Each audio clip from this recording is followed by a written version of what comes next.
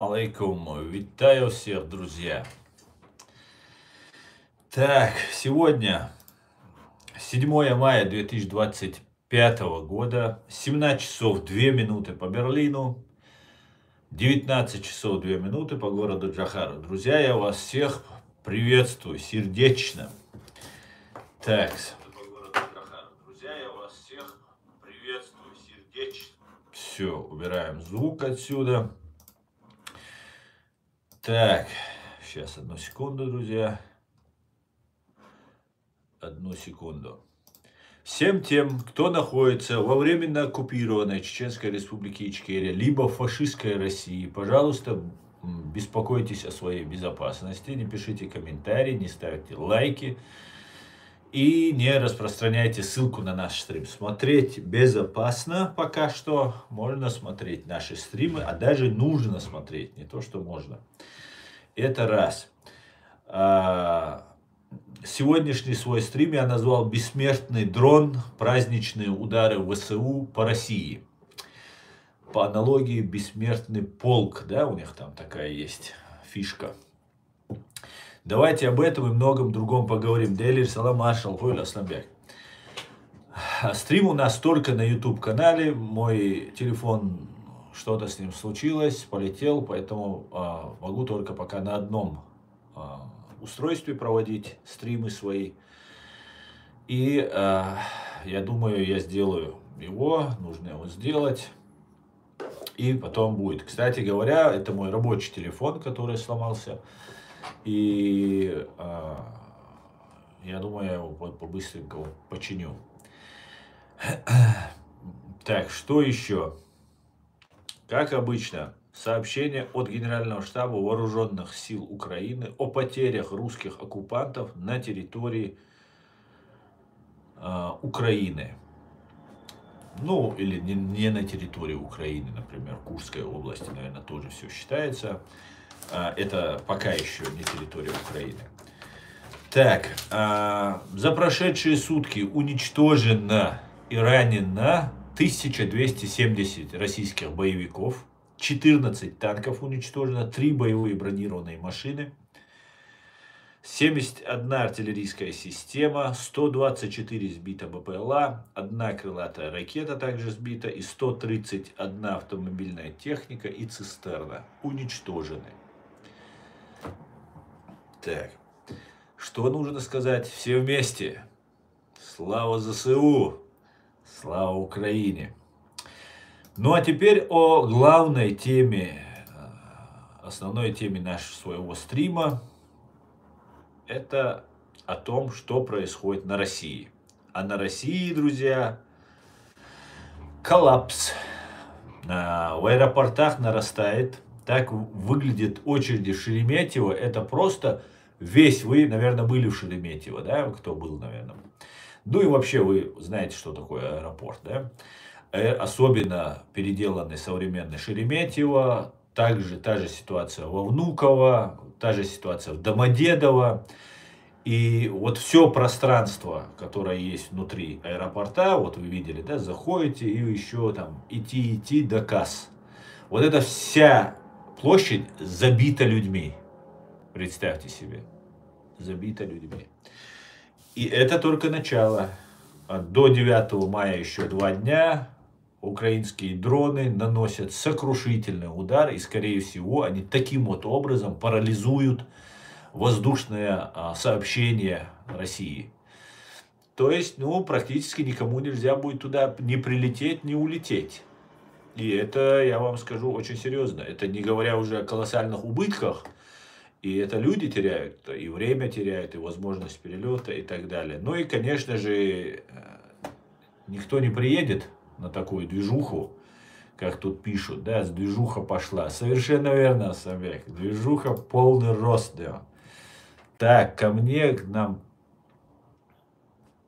парад Победобесия и труп Ленина. А почему это скрыл он этот? Смотри, Самбек, ты написал комментарий. Парад Победобесия и труп Ленина. Ни оскорбления, ничего конкретно на личность какую-то не переходишь, ни дезинформацию ты не делаешь. И твой вот этот комментарий был заблокирован. А в Ютубе мне его не видно. Ой, вернее, на компьютере мне не видно. А по этому видео, сейчас я перезагружу, может увижу.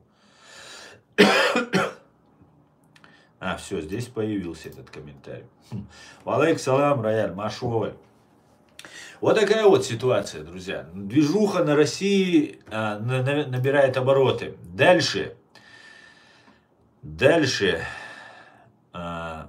Ну, давайте, конечно же, было бы несправедливо не узнать точку зрения бывшего президента Соединенных Штатов Америки Джо Байдена о ситуации, которая складывается в мире и которую складывает Дональд Трамп.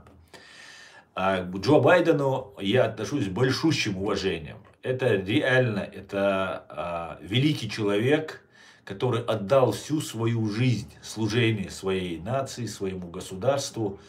Это очень умный человек, в преклонном возрасте он сейчас, но он выдавал часовые речи без бумажки, с цифрами и так далее, и так далее. А насколько требовательно в Америке требователь электорат, простые журналисты, мы все прекрасно знаем, это не Россия, где что угодно можно Путину говорить, и ничего его за это, никто его не критикует. Ну давайте об уважаемом Джо Байдене поговорим. Вот что сказал на Deutsche Welle, нам передают, что сказал Джо Байден. Предложенная Дональдом Трампом сделка по прекращению огня в обмен на отказ Украины от своих территорий означает победу Владимира Путина, легитимизацию его агрессии и нарушение международного права, считает экс-президент Джо Байден. Каждый, кто думает, что Путин остановится, если Украина уступит территории, просто глуп, заявил он в интервью BBC. Кроме того, Джо Байден раскритиковал агрессивную риторику Трампа в отношении Европы. По его словам, дальнейшее ослабление связей США с союзниками может изменить ход современной мировой истории. Экс-президент также подчеркнул, что возможен и встревожен высказываниями Дональда Трампа о возможной экспансии США в отношении Гренландии, Панамы и Канады. Что, черт возьми, происходит? Какой президент вообще так говорит? Это не наш путь, наша цель – свобода, демократия, равные возможности, а не захват территорий, сказал Джо Байден. Но трудно не согласиться с Джо Байденом, разделяя его видение, его демократические ценности. Очень сложно не согласиться с этим уважаемым аксакалом американским, реально заслуживающий уважения человек. Но нужно понимать, что все, что делает Трамп, там, отдать территории там, и так далее, на мой взгляд, это всего лишь риторика. Всего лишь. Да, она болезненная, мы ее не принимаем, нам она всем не нравится. За это, чтобы вот эта риторика не звучала, гибнут каждый день украинские воины, украинские парни и девушки. Но она звучит. Для какой цели? Я не знаю. Знаете, я хотел немножко покритиковать Украину. Потому что я очень много сделал, да, извините, что говорю я, но так надо это сказать, потому что вы все не дадите соврать, я всегда выступал за Украину, всегда ее поддерживал, вообще и ревностно и рьяно, как говорится. Но нужно признать, что Украина идет не тем путем. И знаете, все вот эти события, которые происходят, риторика Трампа, что территории нужно отдать, там, нужно редкоземельные там, какие-то гарантии Америке дать, а то Америка вкладывается, ничего взамен не получает. Все это связано с тем, что в Украине есть пятая колонна. Я это утверждал, утверждаю и буду утверждать. И все это исходит, моя оценка в первую очередь исходит из того отношению к чеченскому вопросу. Мы все, я не политический деятель, у меня нет абсолютно политических амбиций. Наоборот, для меня это чуждо, страшит меня даже, можно сказать. И вообще я это делаю не потому, что я там хочу захватить пост, который владеет там Ахмед Закаев или Руслан Кутаев, там фейковые, выдуманные их посты меня не интересуют абсолютно, напрочь. И не фейковые в том числе. Но я вижу это отношение. Я вижу, что они вытворяют внутри. Там Арестовичу, например, это очень хорошо, там санкции ввели. А почему его в розыск не объявили? Почему нужно вводить санкции? Например, почему против Арестовича вводят санкции, а Невзорову гражданства не лишают его? Почему там орудуют Закаев, его вот эта театральная труппа, которая изображает из себя ичкерийцев? Вы нам, чеченцам, наносите колоссальный урон, украинцы, вот этим всем своим действием. Колоссальнейший урон. И мы бы, чеченцы, были сейчас полностью мобилизованные, собранные и всегда были бы готовы выступить. И нас было бы очень много, если бы Украина не делала ставку на симулякры, на фейковых борцов за свободу Ичкерии. Это россияне. И вот таким вот образом я вижу, почему Трампу нужны гарантии, США нужны гарантии в виде редкоземельных вот этих ресурсов, на мой взгляд. Дело в том, что в Украине пятая колонна КГБ УССР, она зазывала, на мой взгляд, российские войска, она гарантировала разным там беседам Патрушевым и Путиным, что все будет нормально, с цветами будут встречать. Понимаете? И они остались у власти. Они находятся на постах. Вот это все вот сказывается по Закаеву, по Невзорову, про Фейкину там и третьих, десятых. Или там про Киселева, которого... Ну там у Киселева вообще это такой ГБшный гадюшник он у себя собрал. Все там матерые просто, все убийцы чеченского народа у него там. И он сам один из пропагандистов, таких матерых пропагандистов, которые нас, ну, изображая из себя журналиста, нас пытался всегда оболгать. А есть кто хуже Патрушева? Ну, я не знаю, добро с кулака. Может быть, есть. Может быть, есть. Может быть, Путин даже хуже него. Но я считаю, что они вот ноздря в ноздрю, так сказать, идут. Патрушев, мне кажется, даже более ужасный и кровожадный, чем Путин. Хотя, насколько кровожадный Путин, мы все прекрасно видим ежедневно. Даже если он это не делает, его подчиненные это совершают, даже если он не в курсе. И он берет это все на себя. Поэтому Путин, конечно же, он главный. Но Патрушев не меньше.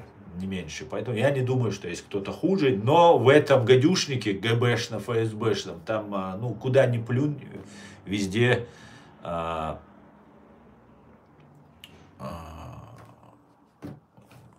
убийцы и людоеды, грубо говоря. Так, если Патрушев Фредди Крюгер, то кто тогда Джейсон Вурхес? Я не знаю, кто такой Джейсон Вурхес, если честно. Ну, приблизительно понимаю, что где-то похожее на Фредди Крюгера, да? Не знаю, кто. Но они все одного поля ягод, они все замараны кровью. Вот против сейчас Украины выступают. Почему вот там в Чечне там были генералы недовольные, почему там матери были солдатские, там, ну, вопрос возникает такой. И да, это правда, после того, как появились солдатские, вот это движение солдатские матери, их быстренько всех взяли под контроль, сперва им помогали, а потом просто нейтрализовали, взяв под контроль. Но это еще не все. Дело в том, что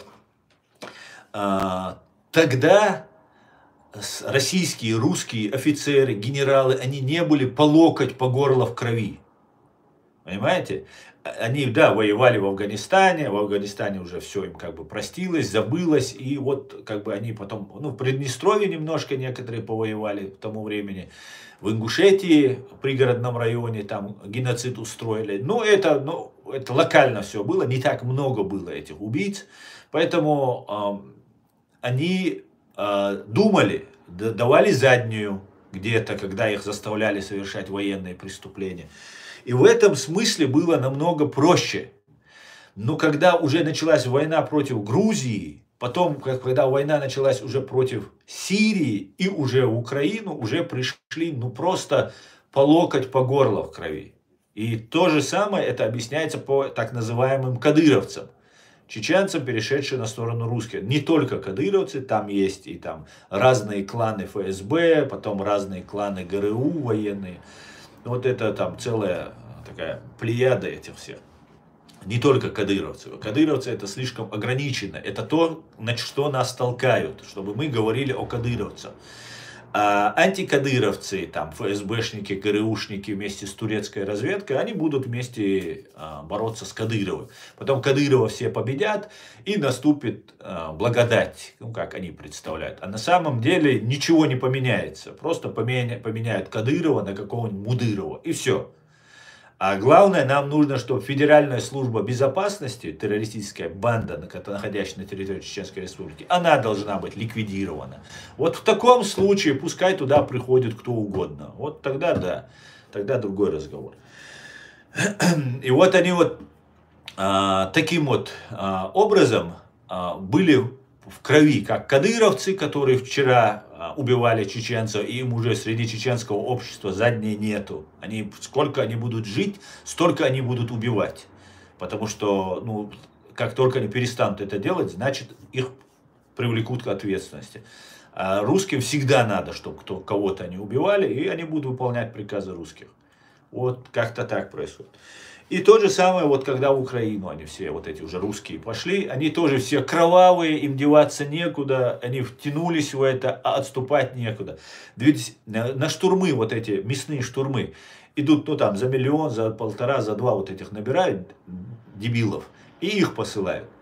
Но кто-то же их посылает, командиры среднего звена, которые их посылают, они-то живых остаются чаще всего. Представьте, какой конвейер там, загоняют тебе 100 человек в атаку, ты их координируешь, отправляешь, все гибнут. Следующие 100 человек. И вот эти люди, вот, они и являются, вот, на чем держится вот этот весь режим, военный режим, который оказывается. И они по локоть, просто по макушку в крови. И они отступать не будут. Они очень мотивированы. Украинцы борются за свою землю, они мотивированы.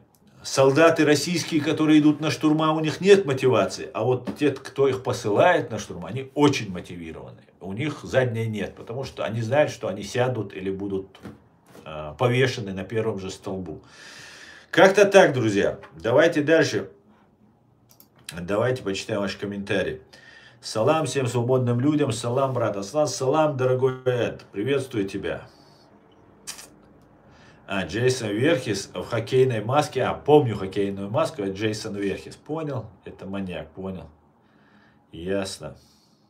Ну, если такой маньяк в маске, кого можно такого нарисовать?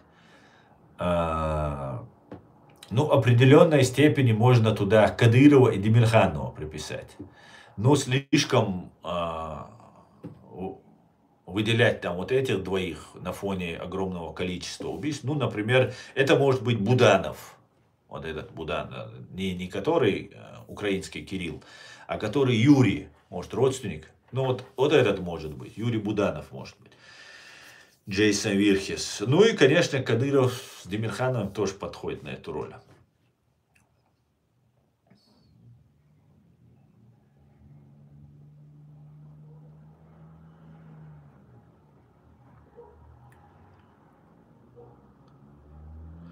Ладно, Шамиль, хватит на Байдена наезжать. Нормально. Надо уважать. Тем более вам, россиянам, Шамиль, нельзя этого делать. У вас нет на это права. Вам со своим разобраться бы, да? Путин, Моль, Патрушев, Фредди Крюгер. Путина всю жизнь чморили. И думаю, да, он за это такой злой. Алейк салам, Шамиль.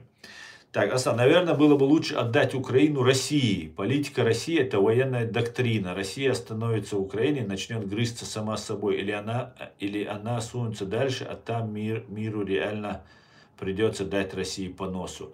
Но я думаю, России уже дали по носу. Россия проиграла. И знаете, вот то, что вот эти мясные штурмы, которые идут, вот эти мясные штурмы, уже такое впечатление у меня складывается, что они просто стачивают их.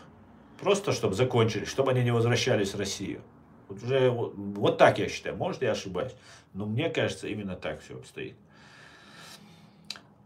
У нас руководство и президент Трамп объявили борьбу с нелегалами, и многих отправили в тюрьму СЕСОТ. Я очень хочу, чтобы также началась борьба с агентурой ФРГ и КГБ по всему миру. Что ты думаешь?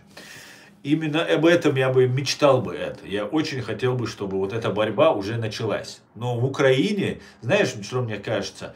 Трамп сказал: короче, ребята, вы тут между собой, тут КГБ России и КГБ Украины, вы тут народ дурите.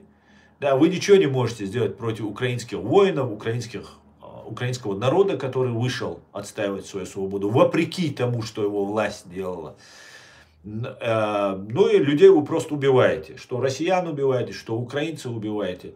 Так, Путин, давай ты мне что-то отступные какие-то там ведешь себя так там. Что Зеленский ты можешь дать? Зеленский там, я даю там редкоземельные вот эти все вещи ископаемые. Ну и вот, мне кажется, вот на этой стадии вопрос там стоит. И если так пойдет, просто Америка может взять свою экономическую выгоду, договор с этой пятой колонной КГБшной, а с ней уже он, видимо, есть, раз редкоземельные материалы там ископаемые дали. И, ну, скажешь, все хорошо, вы не лезьте в наш бизнес, вот это будет наш, мы, Америка, будем вот здесь зарабатывать, потому что вот мы столько-то уложились, от вас мы ничего не получим, вот от КГБшников тем более. И вот в таком режиме, я боюсь, все это переходит. Понимаешь это? Поэтому, да, в Америке, внутри страны там зачистка будет, я в этом не сомневаюсь, нелегалов убирать будут, там еще чего-то, но КГБшников, которые тоже в Америке есть, их никто не будет трогать, ну, они там роль статистов только играют в Америке, но вот в Украине, ну, фактически режим сохраняется. Сама система Путина и его окружение уничтожается, сдавливается полностью, все полностью, везде, где он там есть, где его люди, их все сдавливается, но украинцы им помогают, правда, там ЧВК Вагнер выдают, кадыровцев там обменивают против воли, обманом, там по-разному, как получится. В этом смысле авторитет Путина поддерживают вот украинские некоторые представители. А в мире вообще, по идее, практически никто не трогает. Они заползли под корягу, и все у них нормально получается. Вот что самое, ну как бы вот этого я и боялся, Эд. Помнишь, в начале еще я в стримах говорил, и тебе лично говорил, что я боюсь не того, что Россия проиграет, там станет на колени там, и так далее. Я боюсь, когда она станет на колени, американцы что-то возьмут и простят их. Ну ладно тогда. И вот я вижу этот сценарий. При всем при этом не сбрасывается то, что Россия будет еще додавливаться, что она будет слабенькая, что на Кавказе вот конкретно собирается движуха начинаться. И эту движуху по очень странному стечению обстоятельств поддерживают абсолютно КГБшные вот эти каналы. Просто пророссийские антиукраинские каналы. ОМ-ТВ. Вообще всех КГБшников они там, от Осечкина до Масечкина, вот всех они там рекламируют. Они просто восхищаются событиями, которые сейчас в Дагестане произошли. Там 3 мента убили там и так далее. Ну, как бы это хорошо, что вот сейчас там второй фронт откроется и так далее, и так далее. Но на самом деле мы все помним, начиная от Яшина, Навального, ныне покойного и так далее, вот этих всех деятелей, которые призывали зачистить Кадырова. Понимаете? И к этому мы сейчас, мы и тогда говорили, мы все чеченцы возмущались, вы нам третью чеченскую, как они ее называют, хотите начать. Все, они говорили про эту третью чеченскую. И все идет в один ряд. Да, понятно, с русскими все понятно. Русские вот эти так называемые оппозиционеры, все мы знаем, что это гибня, КГБ, ФСБ и вот эта вся симулякорская рать, так сказать.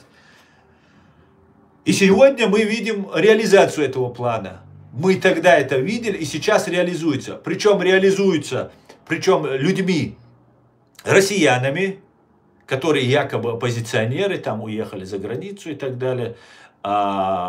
предателями из чеченского народа, которые изображают из себя там ичкерийцев, там борцов за свободу. Понимаете? И вот эти украинские каналы. Все они в один ряд начали поддерживать. Ну и, конечно же, Турция. Представители турецких агентур, либо живущие в Турции, либо работающие на Турцию.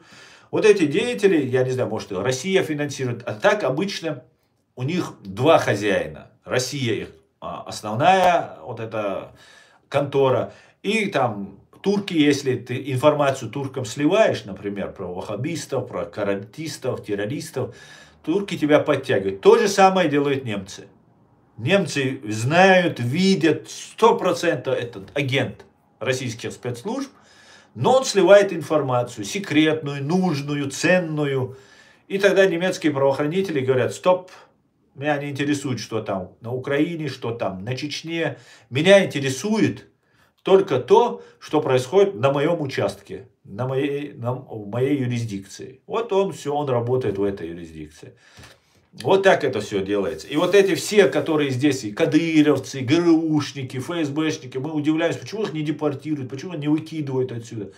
А потому что они сливают информацию. Причем они нас же и радикализируют. Сидят здесь, рассказывают нам про ислам, про религию, там, про все-все-все. Но потом сливают информацию. А мы, простые люди, смотрим: да, там все кафиры плохие, они нам зло, ну, люди с отсутствующими мозгами. Но это не значит, что если у него нет мозгов, и он подвержен этой пропаганде, которая играет на его самых святых чувствах, что если бы этой пропаганды не было, он бы этого не говорил. Понимаете? Просто не произносил бы, он бы этого не знал ничего. Понимаете? Вот так это все работает. Вот эта российская схема по созданию из нас вот этих радикалов, исламистов. И сейчас эта работа активно ведется. Активно ведется.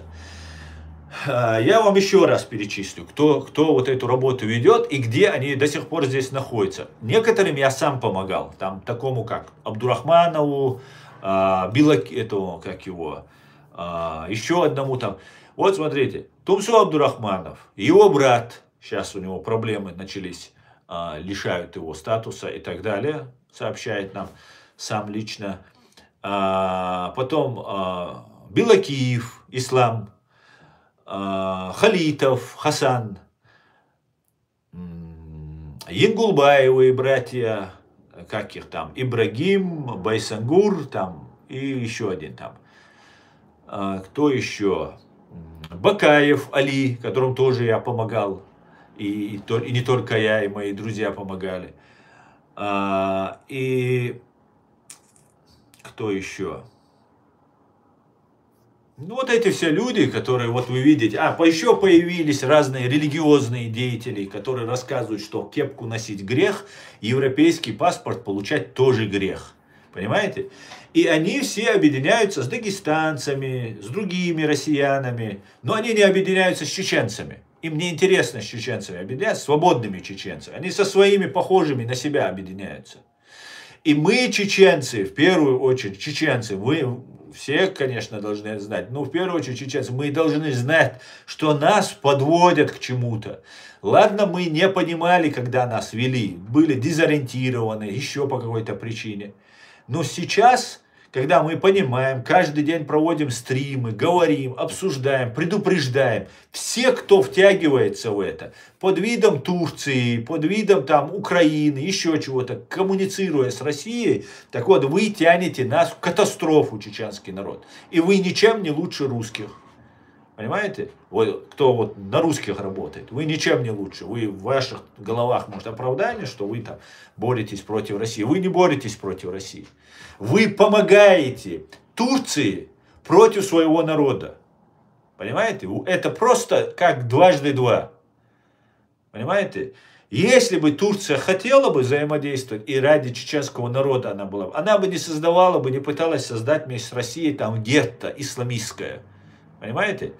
Нас с россиянами объединить, а потом сказать: ну смотрите, это неуправляемые дикари какие-то. И нам будут вот эти иншаллах, машаллах, там джазакаллах фиг нам рассказывать, как нам жить, что нам делать. Понимаете? Этого никогда не будет. Теперь мы все это видим, понимаем, и мы должны доносить друг до друга, объяснять, распространять эту информацию. Нас ведут к катастрофе.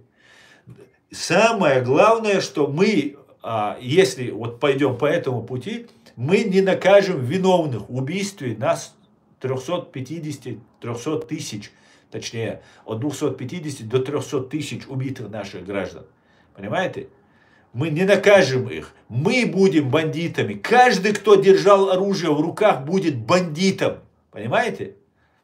В международном праве, во всем мире. Сейчас мир открылся, мы закрыться в чеченском обществе и говорить, что да, мы герои, Россия пускай что хочет про нас говорить, так не будет. Во всем мире юридически мы все в Интерполах, этот весь мир за то, чтобы нас признали бандитами. Турция за то, что Турция помогала нас уничтожать, понимаете? Вначале она как бы нам помогала, а потом нас использовала для своих целей. И вот мы, получается, весь мир, который все это время потакал России, ему много придется приложить усилия, чтобы поменять этот вектор. Они везде в документах писали, что вот мне же люди звонят, пишут, я в Интерполе, мне надо это, мне надо то. Нас там огромное количество в этом Интерполе. Понимаете? И сейчас есть уникальная возможность очиститься. Это очень сложно. Весь мир уже согласился, что мы часть России, то есть мы бандиты. Понимаешь, если ты часть России и отторгаешь, ты сепаратист. Это незаконно. От единого целого ты отторгаешь. А единого целого не было. Советский Союз развалился. Это наша исконная земля. Мы никогда добровольно не уходили в Россию. Понимаете? И весь мир за деньги, за нефть, за газ России согласился с этим. И сейчас им очень трудно. Представьте себе, вот бывший министр внутренних дел Германии, Вольфганг Шобле, он признался. Он признался, просто сказал, да, это так, мы ошибались. И то, что Германия в этом ошибалась, сегодня готовятся разные там провокации в отношении немцев, евреев, которые здесь проживают. Это та политика, которую вели люди, политики того времени, сегодня эхом отдается вот нападение, попытка или подготовка нападения на израильское посольство чеченцам. Представьте себе, никогда ни один израильский снаряд не упал на Чеченскую республику, ни один еврей не прилетал на самолете бомбить Чеченскую республику. И чеченец молодой, которого вот сейчас готовят и программу ему закладывают, 18-летний, готовится против что-то израильского посольства. Задумайтесь, чеченцы, куда нас загнала пропаганда. Самое большое посольство в Берлине, может в Европе, это российское посольство в Берлине. Она убила у нас 30% людей. И этот 18-летний пацан оставляет убитых своих 300 тысяч своих сограждан и говорит что-то про Израиль. Это политика Германии. Да, он виноват, Россия виновата. Это все понятно, это даже не обсуждается. Но это политика, прошлая политика Германии. Если бы Германия вела бы в соответствии с справедливостью, законом, объективностью, чеченцы бы никогда бы не говорили бы. Чеченцы хватали бы этого человека, который задумался что-то в Германии сделать, и рвали бы его на куски просто сами. А сейчас чеченцы не верят. Я призываю, скажите слово, да, пишут, говорят, высказываются, хоть и опасно. Но по большей части не говорят. Потому что не верят. Никому не верят. Понимаете? Вот как это все работает. Если бы Франция не была бы той, какой она была в отношении чеченского вопроса, убитый учитель Самуэль Пати был бы жив. Потому что чеченец не пошел бы на него, русские не нашли бы даже себе агентуру делать. Понимаете? Другая вообще была бы атмосфера в чеченском обществе. Понимаете? Мы знали бы, что немцы, французы, англичане, они наши друзья. Понимаете? Они друзья русских. Вот в чем секрет.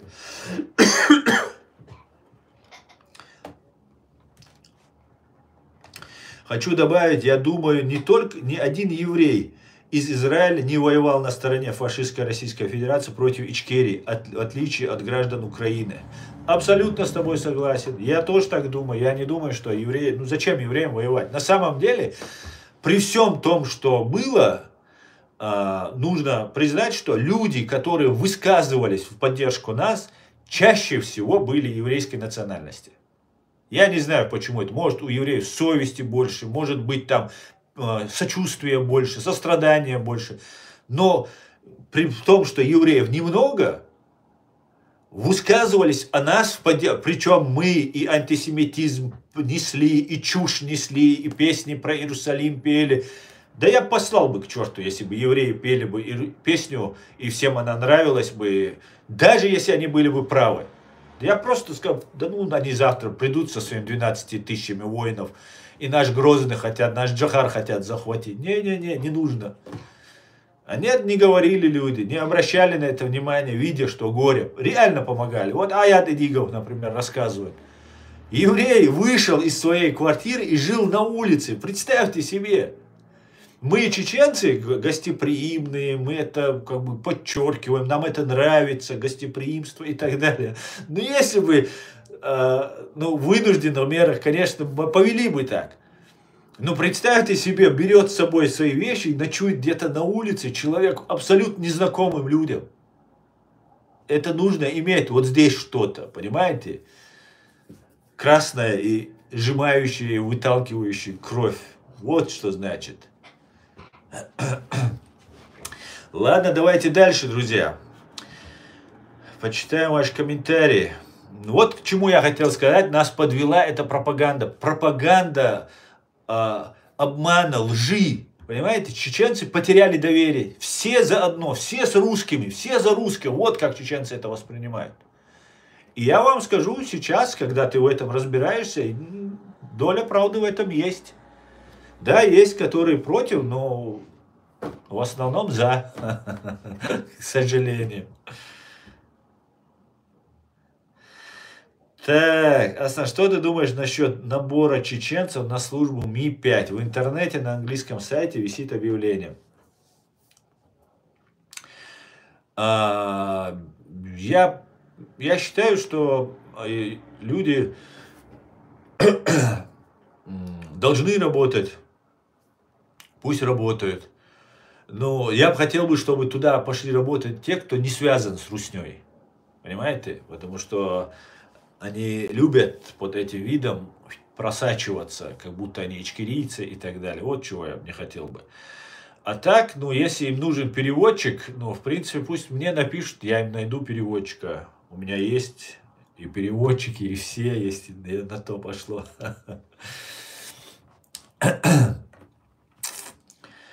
Что я могу сказать? Желаю удачи Ми-5 в их работе. Полный вперед Ми-5.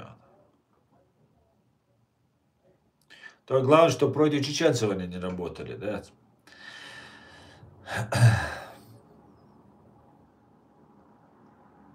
Так, дальше. Россия держится на войне. Без войны русские начинают грызться между собой. Знаешь, я думаю, ты прав. Абсолютно так. Мне кажется, сегодняшнее положение вещей Путина более чем устраивает. Вот 1240, да, убитыми он было сегодня информация, 1270 убитыми ранеными. Это, грубо говоря, половина, некоторые говорят, что их там убивают. Они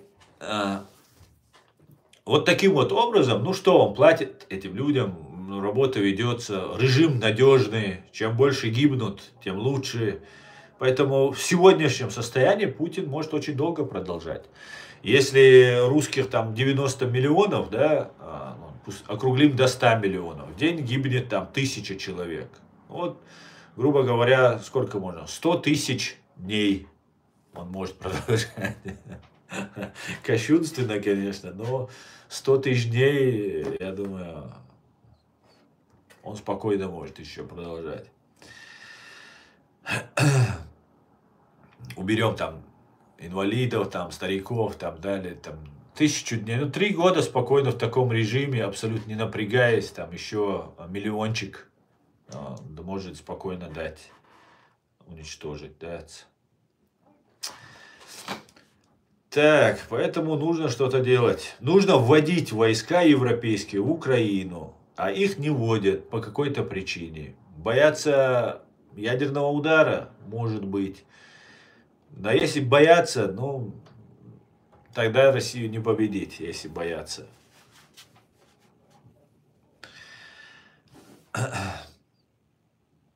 Цены на нефть и газ будут падать, а это основной доход России.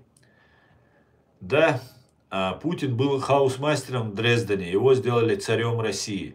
Кстати, Асланбек, а ты знаешь, что Ленин тоже был, по маме он немец был, и полностью на идеологии, написанной немцем, Карлом Марксом, на немецкие деньги из Германии, Швейцарии и Германии. Он в запломбированном вагоне доставлен был в Россию и совершил вот то, что совершил. Поэтому вполне как бы мы допускаем, что немцы в связке либо с англичанами, либо с американцами это могли делать.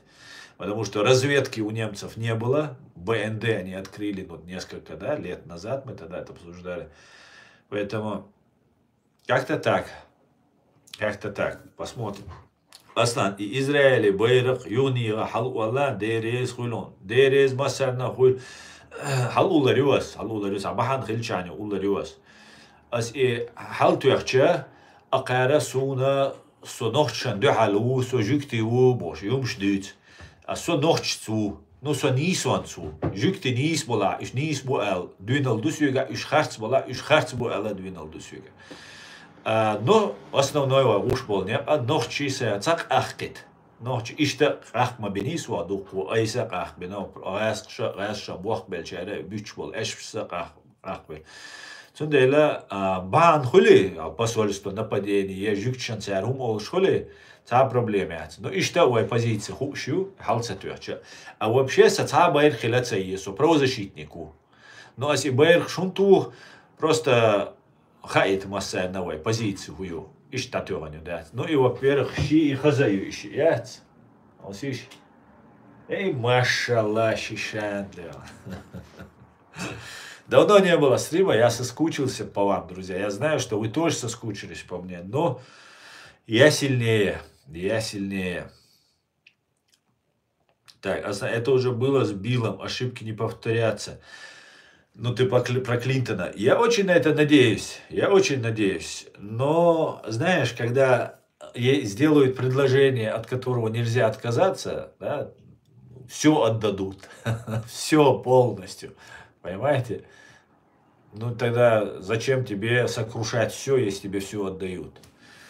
Поэтому американцы могут согласиться. Ведь тогда Советский Союз развалился тоже не просто так Америка стала благосклонной к России. Там много чего они уступили. Но, к сожалению, я был уверен, что первое, что американцы, англичане возьмут под контроль, это ядерный арсенал России. Его почему-то не взяли. Просто невероятно. Почему так? Асан, что думаешь? Так, это уже было.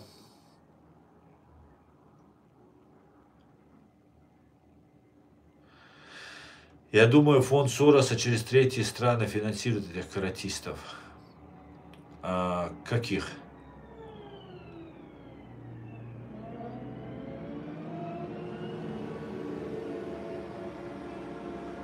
Как думаешь, будет ли теракт на 9 мая в России? Я не думаю, добро с кулаками, что будет теракт на России.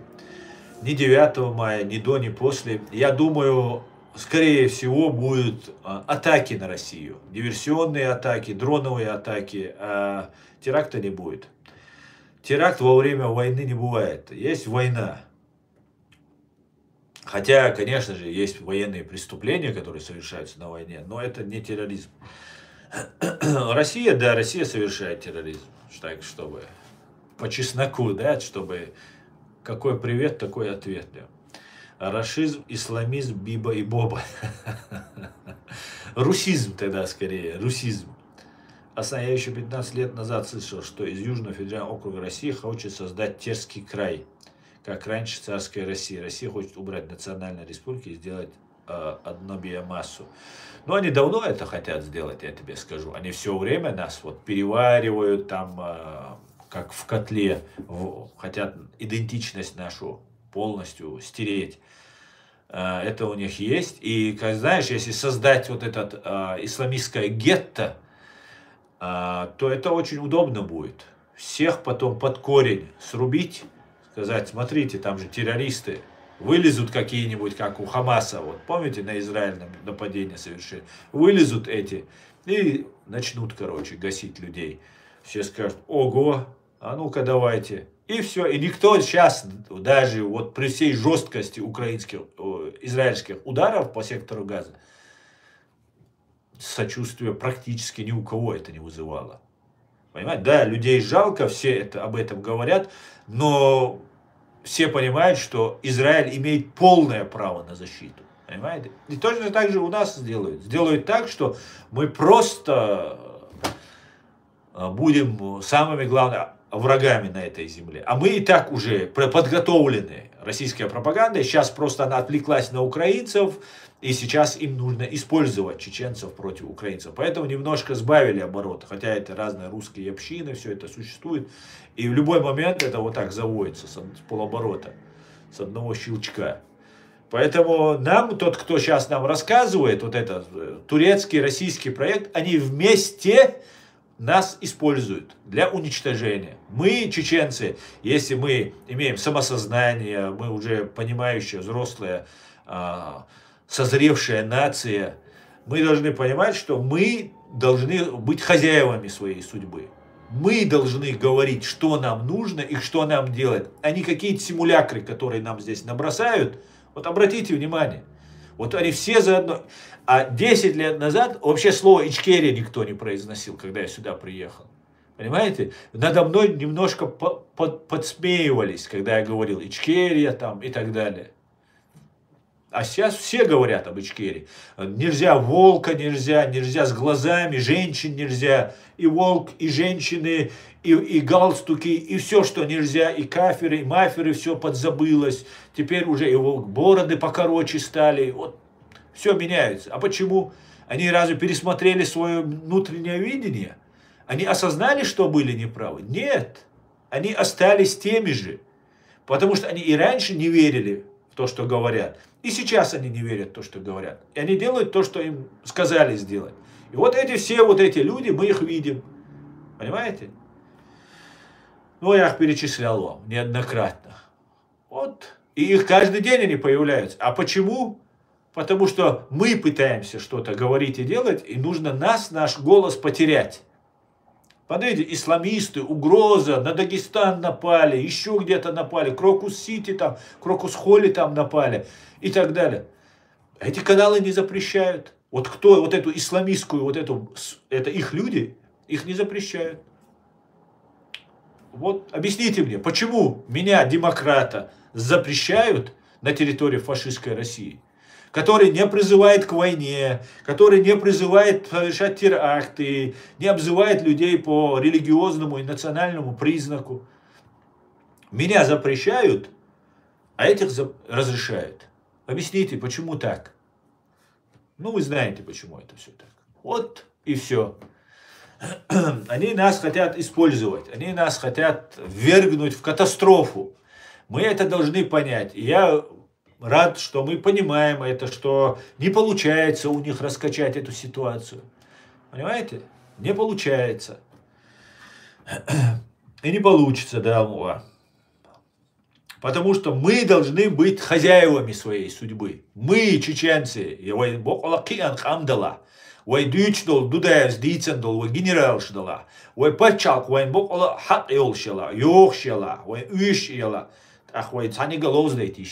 какие-то пропагандисты сидят, чушь несут. И знаете, вот я хотел одну вещь тоже обсудить. Вот есть один такой парень, Магомед Цуцуев, да, его, или Мансур Цуцуев, или Моусар Цуцуев. Магомед по паспорту, да, как я понимаю. Его посадили. Что-то с ним случилось. И вот эта ситуация, как только, ну, он сидит там, рассказывает, что он за Путина, за Кадырова там и так далее, тогда, конечно, здесь отреагирует. сам на себя огонь вызывает, сидит человек, ну, конечно, на него отреагировали. Но он на крючке. Он вообще никто, пешка, марионетка он, который управляет. И он пытается как-то выжить. У него детей отобрали. Вот какие случаи странные. Жена у него ушла, это он мне рассказывал. А как это обычно делается? Вот, например, смотрите. Есть такой Магомед Абдурахманов. В Германии здесь живет, брат этого, ну, пропагандиста российского. Тоже российский пропагандист, российский агент, стукач и все остальное. Ему дают позитив, здесь ну, ему обеспечивают его безопасность, у него адвокат, там все как положено, в отличие от свободных чеченцев, они хорошо подготавливаются к своему внедрению в общество, да, европейское, в частности немецкое. И вот этот человек получает это гражданство, а человек, который следил за ним, и, как говорят, где-то там встречал оружие, которое из Чечни доставлялось, ему дали 10 лет за подготовку покушения. Но я не знаю всех, они очень скрывали это, средства массовой информации об этом не писали, поэтому я только имею вот поверхностную информацию, что он сам это говорил, ну и кое-что где-то я что-то слышал. Так вот, я вполне допускаю, как нападение на его брата в Швеции, где тоже была инсценировка, и посадили парня и девушку, которую заманил он, эту девушку, и потом парень, который получил по голове молотком там от второго. Ну, шведская полиция полностью пошла по пути вот этой спецмероприятия, которые российские спецслужбы подготовили. Вот по ним пошли шведские власти. Там дали какой-то, ну, лишат, 100% лишат, потому что не может российский агент находиться, иметь здесь позитив. Вот как у Германии лишили его брата статуса политического. И, короче говоря, человеку дают 10 лет. Вот поэтому Магомед, он сам рассказывает, дали 10 лет. Почему дали? Вот, например, какой-нибудь Магомед Цуцуев, да, вот ему говорят, так, ты должен идти следить за вот этим Абдурахмановым. Убивать не надо, ничего делать не надо, просто ты должен следить. Вот тебе там $5000 там, или $3000, евро, там, что-нибудь, денег дали. Вот он ездит, следит. Понимаете, фиксируется его номер, что он там и так далее. При желании потом, это все потом у следствия будет. Одновременно с этим рассказывают немецкие полиции, что есть уже отдана команда от Кадырова, чтобы ликвидировать вот этого никому не нужного вот этого российского агента своего, что его кто-то должен ликвидировать. Все, одновременно с этим условный Магомед Цуцуев ездит там, караулит его, где он там в ресторанах, где он там на учебу, на работу, еще где-то там тусит где-то. Все за этим следят. Потом этому Магомеду условно Цуцуеву говорят, иди, тебе там пистолет передали из Чечни. Ты этот пистолет возьми. Почему из Чечни? Нельзя было здесь купить? А нельзя было здесь купить. Нужно было, что из Чечни связь идет от Кадырова, вот так, что это нужно было представить. И из Чечни доставляют сюда пистолет, как я слышал. Ну, как пример я вам просто это говорю. Вот он берет этот пистолет, ему говорят, тебе ничего стрелять не нужно, ты просто положи его, и когда человек подойдет, нужно, ты отдашь. По идее, это пособник в цепочке совершающих вот этих субъектов преступления, это самое слабое звено, самое меньший срок дают за пособничество. За подстрекательство дают меньше, но потом пособничество. Ну, чуть-чуть больше дадут, чем подстрекателю, но не как исполнителю, не как заказчику. И в этот момент его берут. Переписка есть, деньги получал, следил, пистолет есть. Угроза со стороны там российские какие-нибудь спецслужбы как-то передают, что вот там угроза. Все, человеку 10 лет дали.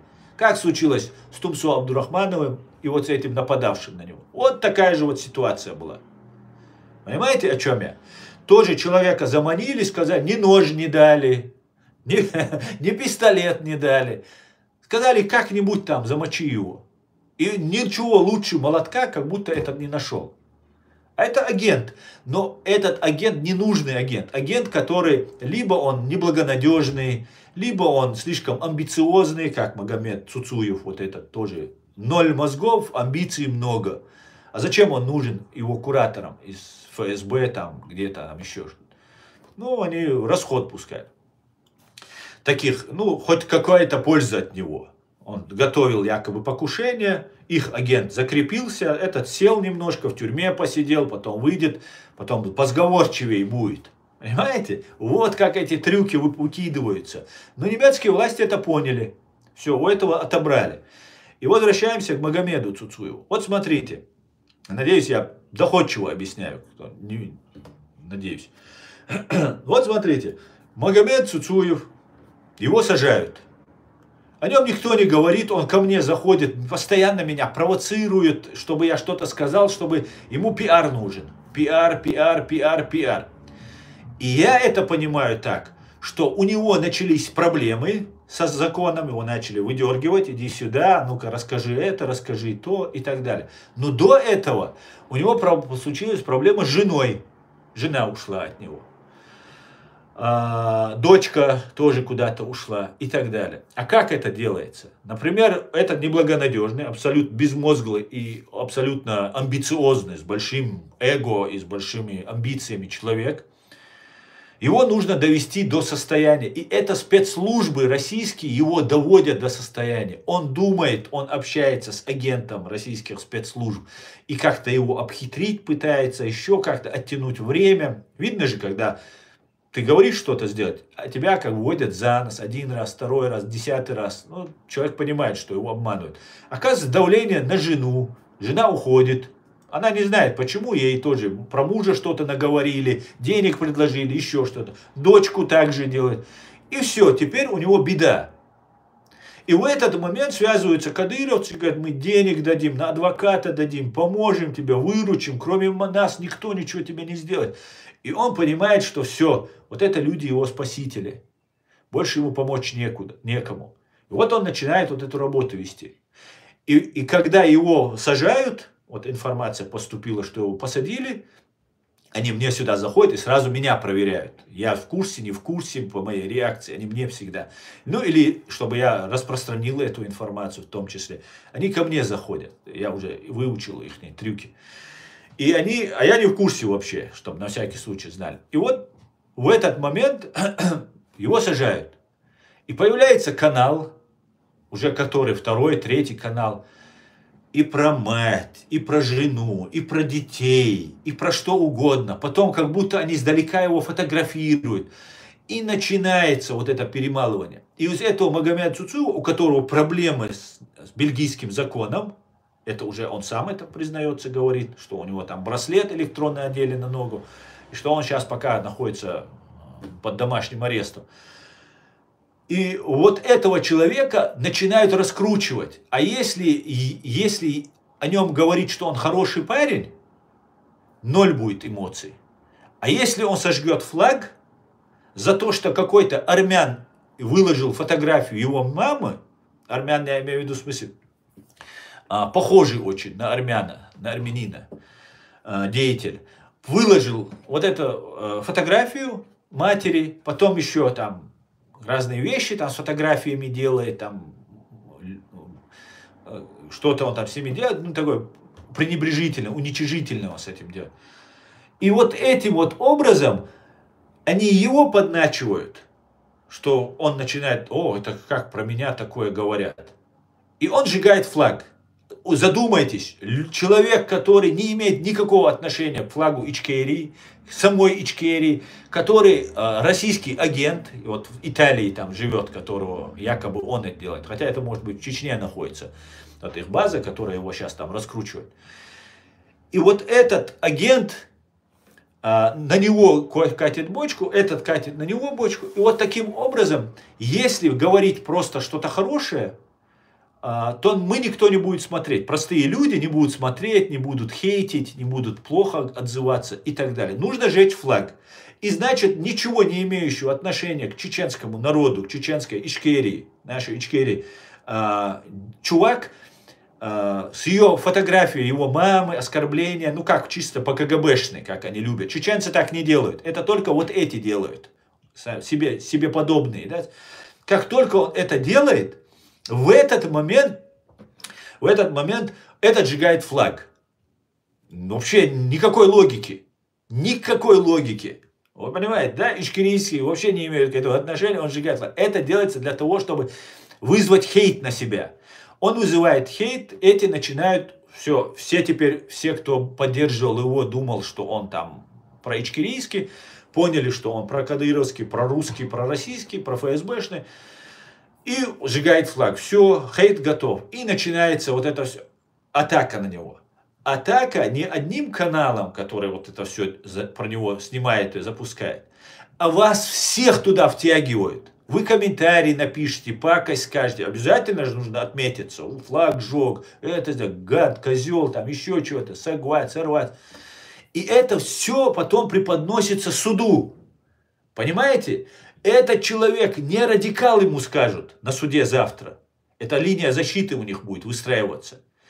Все говорят, в интернет заходишь, Цуцуев. Никто не говорил его раньше имени. Он сам не говорил своего имени. Сын Кавказа был. Теперь везде Цуцуев, все. Из этого делается фигура. Блогер, который только лишь за то, что он сжег флаг Ичкерии или там что-то в поддержку Путина сказал, его все чеченское общество атакует. И вот бельгийские власти его тоже долбят. Понимаете? Вот как это сейчас делается. И таким образом я понимаю, что у него большие проблемы с бельгийской властью. И его пособники, его друзья начинают его раскручивать. И хейт, плохие отзывы, плохие комментарии, хейт Олсона, это способствует ему. Понимаете? Плохая реклама – это тоже реклама. Вот таким вот образом они пытаются его сейчас вытянуть из чего-то. Видимо, я так понимаю, его готовили на то, чтобы он людей убивал. Он говорил мне, что он убивал человека, и я думаю, его готовили. И я думаю, под меня его готовили. Я могу, конечно, ошибаться, но я думаю, под меня в том числе его готовили. Потому что он заходил меня, провоцировал, и у него есть личная неприязнь теперь. Хотя я ему ничего плохого не делал. Его Закаевский Умар из Берлина, Исмаилов, прислал ко мне по телефону. И я всячески ему, Микаилу Мализаеву и Имрану Алиеву пытался помочь. Из-за того, что вот этот Магомед Цуцуев, которому сказали ликвидировать Микаила Мализаева и этого Имрана Алиева, за то, что он сбежал из Германии, мне лгал, что он даст показания и так далее, а потом убили в Бельгии проживающего Имрана Алиева, которому он постоянно навещал в гости и дружить с ним начал. А потом его убили. Это так, чтобы вы понимали. И он присылал мой адрес. Мой адрес. Он мне прямо не говорил, крутил, вертел и в конце концов сказал, вот адрес, тебя тоже нужно ликвидировать. Хотя он говорил это, что там пошагово, это долго-долго мы к этому разговору подходили. Вот так работа ведется против нас. Вот этими разными деятелями и вот этими разными агентами. И эти вещи мы все должны понимать, ногчи.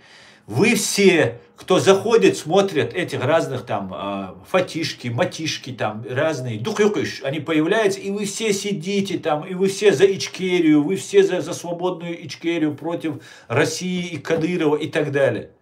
Но вы все делаете им контент, вы их раскручиваете, но это интересно. Каждый раз кто-то появляется, и приезжаем, мы сейчас встретимся, драка будет, это будет. И одновременно с этим происходит обращение полиции на этот вопрос внимания. Они что, драка, что такое, куда поехали, где встречаются, кто кого побить хочет.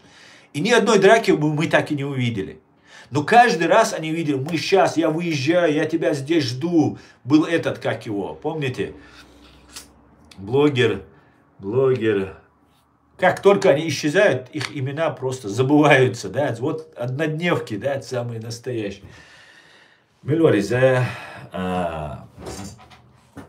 который Гихтер Вархца, тоже один такой блогер, тоже куда-то пропал, короче. Их потихонечку, видимо, потом власти привлекают к ответственности за то, что они, понятно, что связаны с российскими спецслужбами. Вот так ведется, я хочу сказать, против нас работа, которую нам нам нужно разъяснять людям. Не давайте себя обмануть. Не верьте вот этим словам, иншаллах, машаллах, там это, третье. Это все обман, который нам навязывают. Обман. И это мы должны все знать. Ну ладно, давайте, рассказал вам просто наблюдения, которые были. Я вот наблюдаю, смотрю, что это такое. Чего они его так начали хейтить, зачем его так оскорблять и так далее. Что, больше некого оскорбить, кроме этого Цуцуева. Нет и оскорблений, и так, и сяк. Потом он этот сжигает флаг. Ну, короче, это вы все видели. Ешь трюк, щуцарь. Это большая работа ведется. Большая работа. Ну, давайте дальше.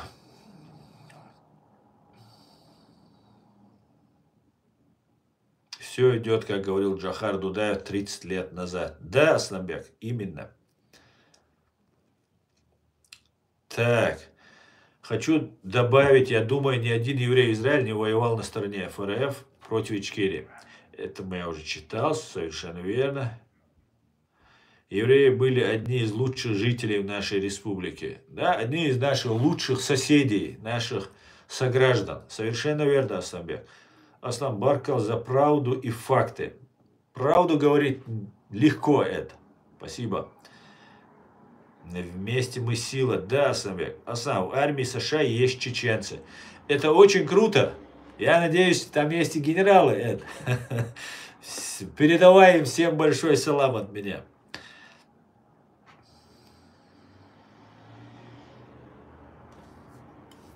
Аслан, прошу вернуть флаг Израиля на свое место, рядом с флагом Нощу, Баркал. Обязательно, обязательно. Сюрдик Хулд, вечер добрый, Аслан и чату. Дал вызел Евгений, хайоль Сюрдик, машволь. Аслан, что думаешь, клоун Сосновский выложил видео про Ми-5, который набирает говорящих по-чеченски. Что вдруг? Я, кстати, глянул на сайт 5, Ми-5 и не нашел объявления. Может, плохо искал? Да, Евгений, ты плохо искал. Потому что оно там было, я его видел, это объявление. Оно с одного места перекочевывает в другое. Я заходил по одной ссылке, и потом не нашел, и нашел потом на сайте все-таки по другой ссылке нашел.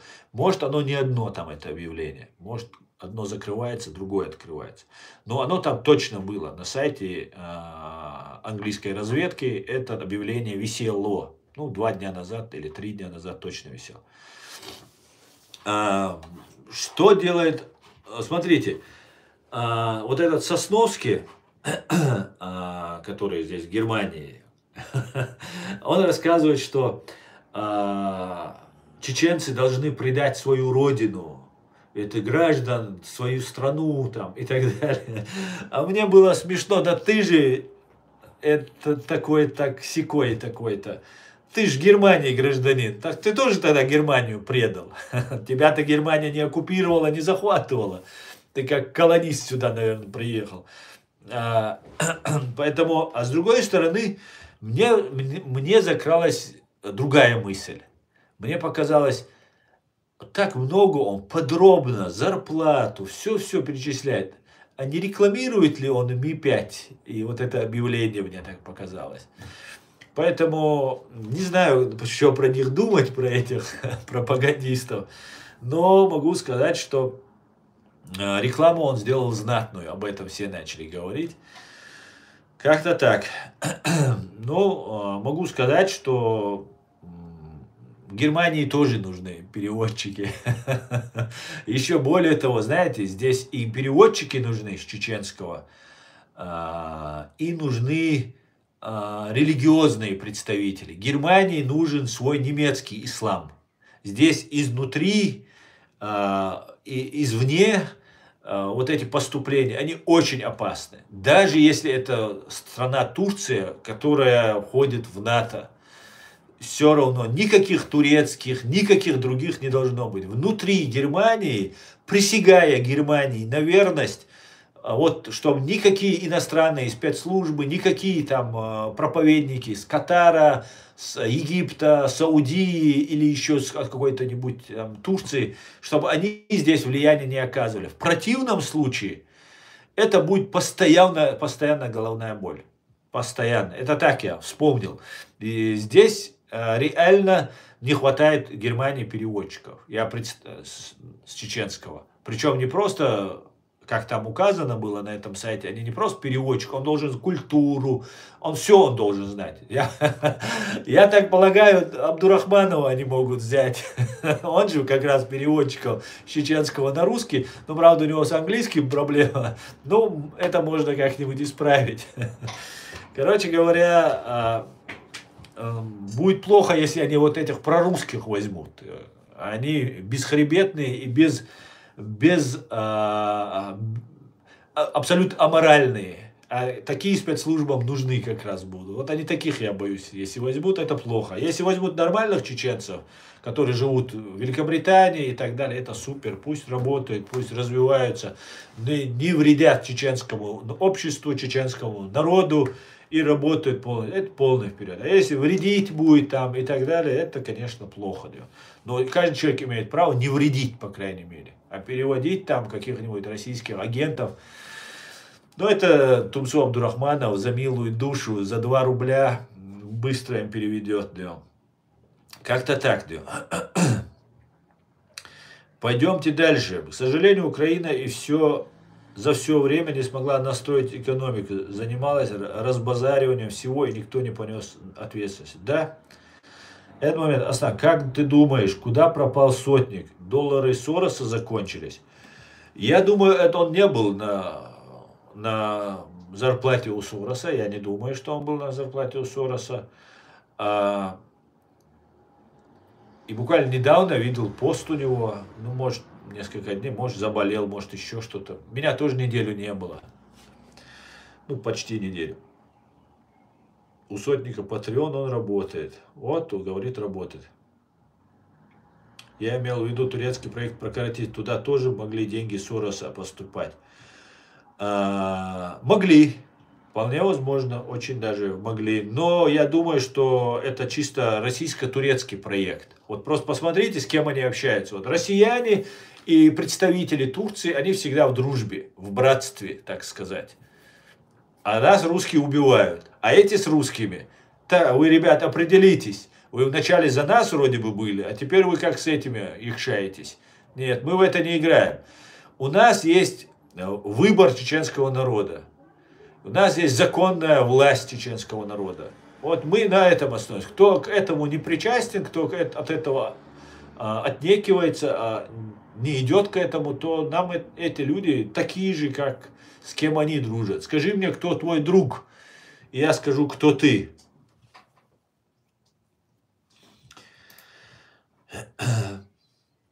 Я имел в виду так, тому, что Рашка фашистская краина. Это так. Они тебя знают и слушают иногда, но не могут ничего сказать, даже приветствовать. Я про служивых. Ну да. Я думаю, они не иногда слушают. Ты имеешь в виду служивых США, которые? Ага, тогда большой им салам.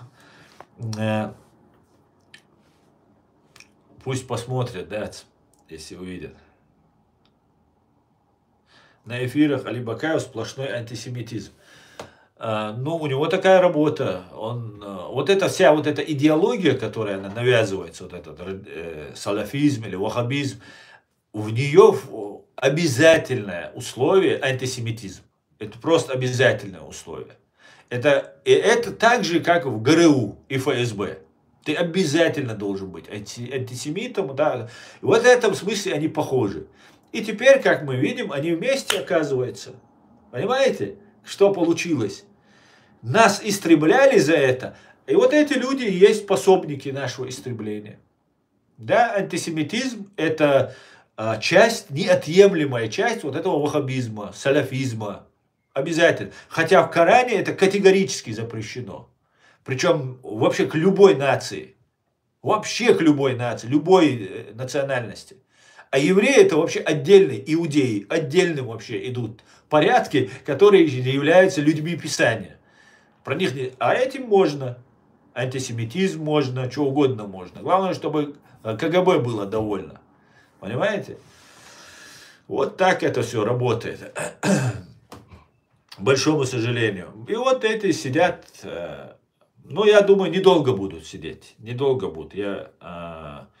Я сожалею, что я помогал этим людям. Я очень сильно сожалею, что я им помогал. Я думал, что они искренне, что они пострадавшие. Но у меня такая работа — помогать всем. Такая моя доля — помогать всем. И да, но ничего, я уверен, они это выявились. Теперь мы их поименно, пофамильно, по лицу знаем. А те убитые люди, которые по их вине убиты в Чечне, их кровь ждет мщения. Понимаете? Она ждет восстановления справедливости.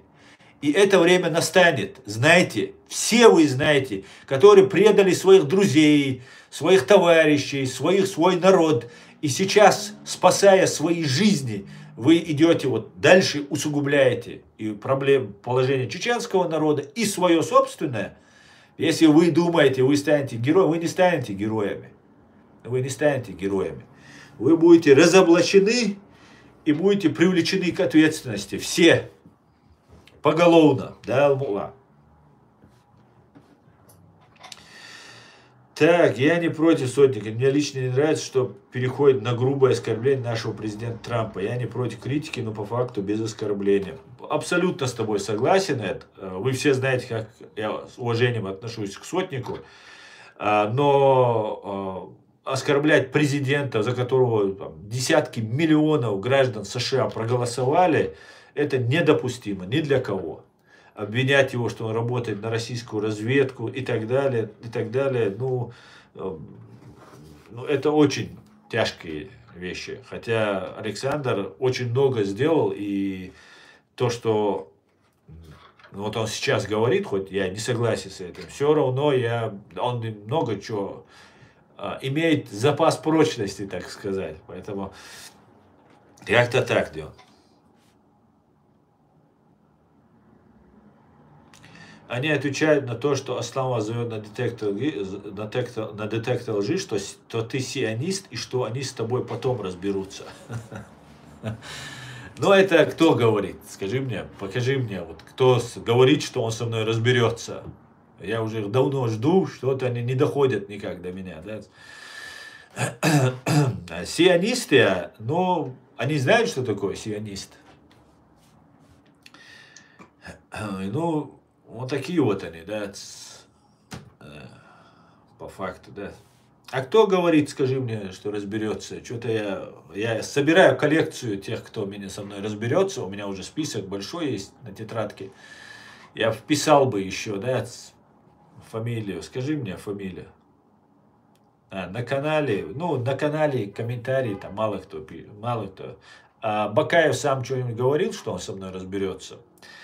Я бы хотел посмотреть через 3 года на всех. Я на них всех посмотрю через 3 года, когда мы в Чечне соберемся. Я всем им дам возможность. Я им сейчас даю эту возможность. Что-то еле добираются они до меня. Да? Я им дам эту возможность через 3 года освобожденной Чеченской Республики Ичкерия. Да, Алмула. Они тебя знают и слушают иногда. Ну не могу, не так это было. Я не против, что это тоже Аслан служивый. Ты можешь передать привет на чеченском, они услышат.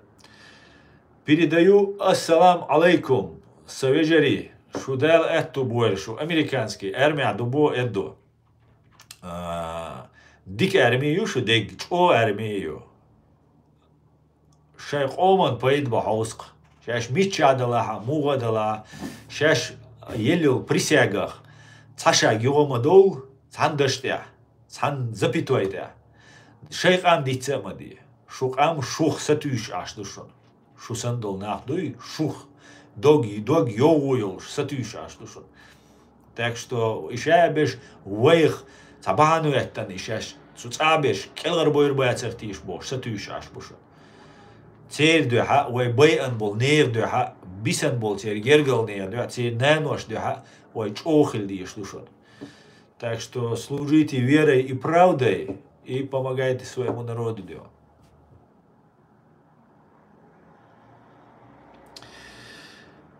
Видимо, он получает инфо только от левацких органов. Ну, не знаю, если ты про сотника. Э, Ясно, ясно. О, понятно. Ну, и все, что я про Бакаева, я уже тебе сказал, это все понятно. Я просто раньше воздерживался, наблюдал, смотрел, думал, что это за такая птица. Но его все друзья, это все гибня просто. Тумсо, Халитовы, Молитовы, под видом религиозные, вроде они по религии там туда-сюда, а на самом деле вот этой своей античеченской деятельностью, прорусской деятельностью занимаются. Хорошо, хорошо, вывод сделан, Дион. Заявка принята. Аслан, ты как тару собирай, и за каждого 25 центов за элефант получишь. Да, да, буду сдавать их. Буду сдавать как бутылки, да. Так, сколько мы в эфире? 80 минут. Ну, еще минут 10 с вами посижу, друзья. И пойду по своим делам. Пойду по своим делам.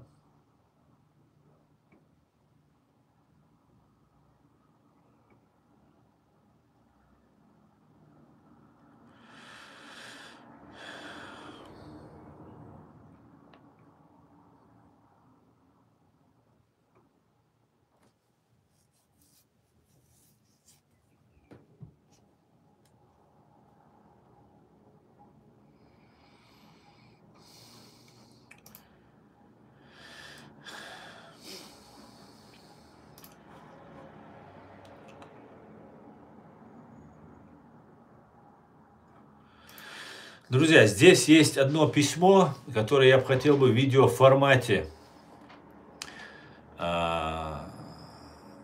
сохранить. Оно опубликовано Залиной Чергизовой. Я не знаю эту девушку, эту женщину. Но у нее похищен брат. Или, не знаю. Давайте я зачитаю это заявление. И чтобы оно было в видеоформате. Это очень важно. Заявление о насильственном исчезновении и возможной гибели Чергизова Анзора Магомеда Хазировича. Требуем установить его судьбу и вернуть его семье. Уважаемые господа, от имени семьи Чергизова Анзора Хазировича 25 марта 1977 года рождения обращаюсь с настоятельной просьбой оказать содействие в установлении его местонахождения, обстоятельств его перемещения и возможной гибели, а также привлечь к ответственности всех, кто причастен к его насильственному исчезновению. Анзор Чергизов был задержан федеральными силами, я читаю, как здесь написано, во время Первой Чеченской войны, будучи 16-летним подростком, вместе с родственником насильственно вывезен в Моздок, где подвергался жестоким пыткам. Поводом для задержания послужило то, что в доме временно находился Мухарби Дудаев, брат Джахара Дудаева. Спустя время Чергизов был отпущен. В период Второй Чеченской войны он вновь подвергался преследованию и был вынужден покинуть Чечню. Впоследствии был задержан в Казахстане и передан Российской Федерации. Он провел в местах лишения свободы 22 года. До недавнего времени отбывал наказание в городе Киров, а затем был переведен в колонию Чернокозова Чеченской Республики. Чернокозова администрация учреждения систематически нарушала его права. Он длительное время содержался в одиночной камере, подвергался давлению, в том числе за отказ от вакцинации, и даже в месяц Рамадан лишался доступа к минимальным условиям из-за того, что написал заявление против начальника колонии Чернокозова. В начале апреля 2025 года связь с ним была потеряна. Только после обращения семьи к заместителю начальника учреждения он кратко сообщил, что находится в Свердловске и его готовят к отправке на территорию Украины. Согласно полученной информации, начальник учреждения Чернокозова настаивал на установлении особого контроля за Анзором, в том числе ограничивал его связь с внешним миром. После прибытия на Украину его отделили от других чеченцев и увезли в неизвестном направлении. 29-30 апреля 2025 года появились неподтвержденные сообщения о его гибели. Разные источники дают противоречивую версию. Кто-то говорит, что его тело найдено на поле, другие, что он был убит, а его тело находится у дерева. Есть сведения, что рядом мог находиться еще один погибший ингуш или узбек. Командование, предположительно причастное к его перемещению, отказывается предоставлять точную информацию. Звучат версии о ранении то в плечо, то в затылок. Однако достоверного подтверждения нет. Также поступают сведения, что после отправки дронов на видеозаписи якобы отчетливо видно, как он погиб. Однако официального подтверждения этой информации до сих пор нет. Семья не получает официальной информации. Неизвестно, жив ли он, где он находится, в каком состоянии. Мы сталкиваемся с попытками скрыть правду. Мы требуем провести незамедлительное расследование обстоятельств исчезновения Чингизова Анзора Хизировича, установить его точное местонахождение или подтвердить факт гибели с представлением официальных документов. Третье. Привлечь к ответственности лиц, нарушивших его права. Четвертое. Обеспечить семье доступ к правовой помощи и информации. Анзор – это сын, брат, близкий человек. Его не имеют права отправить в неизвестность или тайно уничтожить. Верните нам нашего брата. Или хотя бы скажите, что вы с ним сделали. С уважением, Чингизова Залина. Номер телефона +33 659 50 78 45. Еще раз. +33 659 50 78 45. Фотография сделана в момент передачи посылки в Сирноводске перед его отправкой на Украину. И фотография самого Анзора. Вот это сообщение, вот это заявление от родственников я прошу максимально распространить. Это видео, коротко обрезанное, я выложу вот у себя на канале.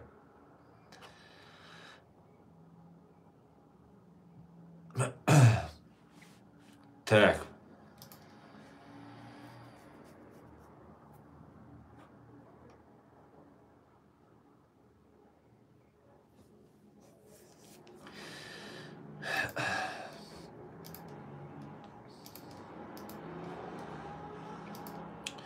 Что еще?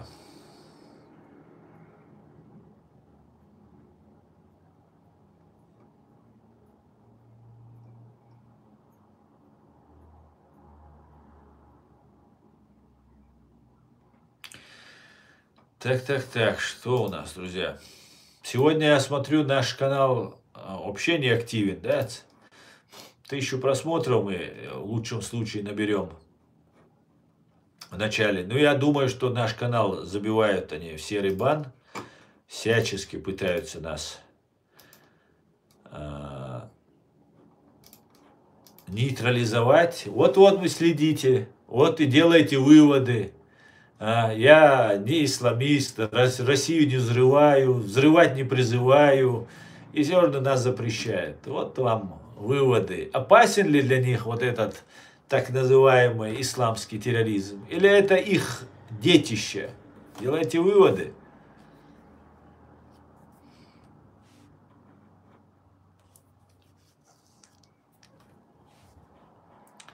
Делайте выводы.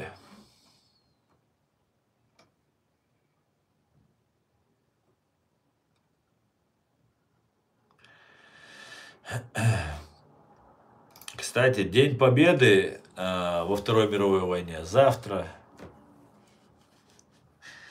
а не 9-го. Как-то так, да. Как ты думаешь, агент ФСБ? Говорит, нет, он не агент ФСБ, это прихвостень ФСБ, да? Агент. Агент — это умный, интеллектуальный человек, а это просто слабоумное просто существо, да, потомственное, да, ГБшное.